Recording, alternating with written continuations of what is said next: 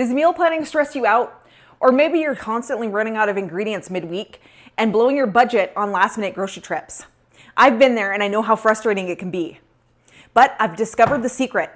A well-organized, budget-friendly pantry can be your ultimate time saver and money stretcher. In today's video, I'll show you how to build one step by step, even if you're on a tight budget. And stick around because at the end, I'll reveal the pantry staples that I always keep on hand so I can whip up quick and delicious meals. Let's get started.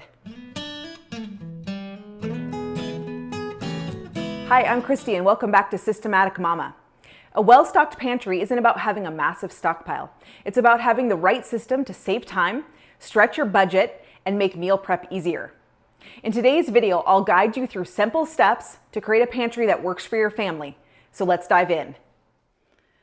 So first things first, you need to decide what you want your pantry to do for you. For me, my pantry serves three purposes. The first purpose is it's a backup when I'm in a pinch, and it's also a way for my family to be prepared for the unexpected, like sickness.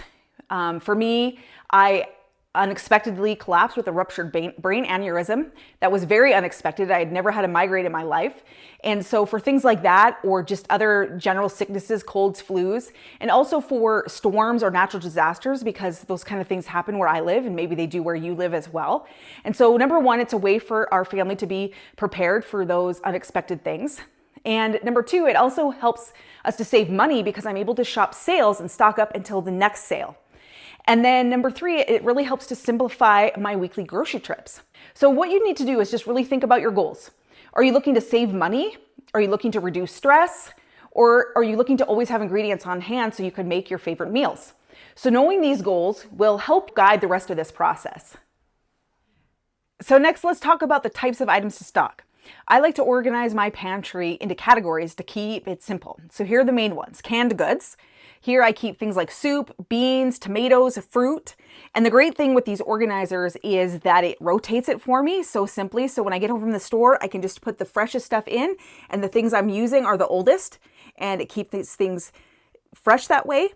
So if you want a link to these exact rotators that I'm using, I've got a link to those in the description below. And the next category is dry goods. So you want to think rice, pasta, oats, flour, those types of things.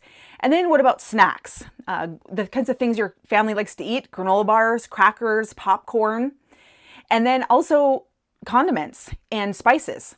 So salt and pepper and oils, vinegar, ketchup, those types of things. And then freezer-friendly items like frozen vegetables or proteins like chicken or beef, things like that, that complement the pantry staples.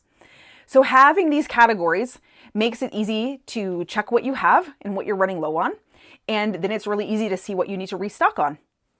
Now, if building a pantry feels overwhelming, don't worry. You don't need to buy everything at once. What you want to do is start small. So each week, just add 1 or 2 extra items to your grocery list. For example, if it's on sale, the first week, grab an extra container of oatmeal and maybe just pick up 1 extra can of diced tomatoes. And then the next week, if it's on sale, pick up an extra bag of some dried beans and maybe a thing of spices. And what I like to say is buy a case if you can and a can if you can't. So I'll say that again because it's a great saying. Buy a case if you can and a can if you can't. So if tomato soup is on sale, for example, I will pick up a case of it. And if you're just starting out and you're not able to do that, then just pick up an extra can. And before you know it, you'll have a well-stocked pantry without breaking the bank. One of the best ways to build your pantry is by shopping sales. What you want to do is look for discounts on staples like pasta, canned goods, and baking supplies. And when they're on sale, buy enough to last until the next sale. For example, I like to stock up on canned beans and veggies when they're heavily discounted, and it saves me so much money in the long run. And don't forget to check store apps and flyers for weekly deals. A while back, I checked our weekly flyer for our local store and whole chickens were heavily discounted. And so because we have freezers, and if that's something you have as well, I was able to stock up and buy enough whole chickens to last me into the next sale. So it was a great way to get quality protein at a really great price that was really easy on the budget. So once you've started stocking your pantry, organization is key. If you can't see what you have, it's easy to forget. So here's a few simple tips. Use clear containers or jars for items like rice and flour or macaroni noodles. And then you want to label everything. especially if you transfer items to new containers. And what I also like to do is on the inside of the lids, I like to put the cooking instructions. So on this one, I put boil 7 to 8 minutes so that I know how long this macaroni needs to cook. And you also want to make sure that you place newer items behind older ones to ensure nothing goes bad. And when your pantry is organized, it's like having a mini grocery store right at your own home. So you'll always know what's available and what you need to restock. Thanks for sticking around until the end of this video. I'm so excited to share my go-to pantry staples with you. These are items that I always keep on hand because they're so versatile and they can help me create countless meals. And stay tuned because in an upcoming video, I'm going to share a complete tour of my pantry. But here's my basic list of things that I always keep on hand. So for dry goods, I like to keep rice, pasta, and oats. For canned goods, I like to have diced tomatoes, beans, and tuna on hand. For spices, I like to always have garlic powder, onion powder, and Italian seasoning stocked. For oils and vinegars, I really like keeping olive oil, avocado oil, and just white vinegar on hand at all times. And for snacks, our kids really like popcorn and nuts, so I like to have popcorn kernels on hand and a variety of nuts.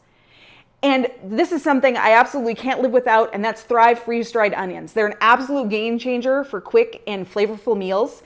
I don't know about you, but I absolutely hate chopping onions and crying, and it just takes so much time. And so with this, all I have to do is open a can, and I just go ahead and scoop out how many onions I want and throw them in my dish that I'm making, and I absolutely love it. No more crying, and it saves so much time. So with these staples, I can whip up soups, casseroles, stir fries, and more without needing a last-minute run to the grocery store. If you'd like to try Thrive freeze-dried onions for yourself, check out the link in the description below. So building a pantry doesn't have to be complicated or expensive. It's all about creating a system that works for your family. If this video was helpful, please give it a thumbs up and hit that subscribe button. And if you know a mom who might find this helpful, please share this video with her. Let me know down in the comments, what's one pantry staple that you can't live without? I'd love to hear your favorites. Also, stay tuned for my next video because I'm going to share a tour of my pantry with you. You won't want to miss it. Remember, Mama, simplifying family life is a journey. Let's take it one system at a time and we'll get there together. Until next time, keep thriving. You're doing great and I'm cheering for you.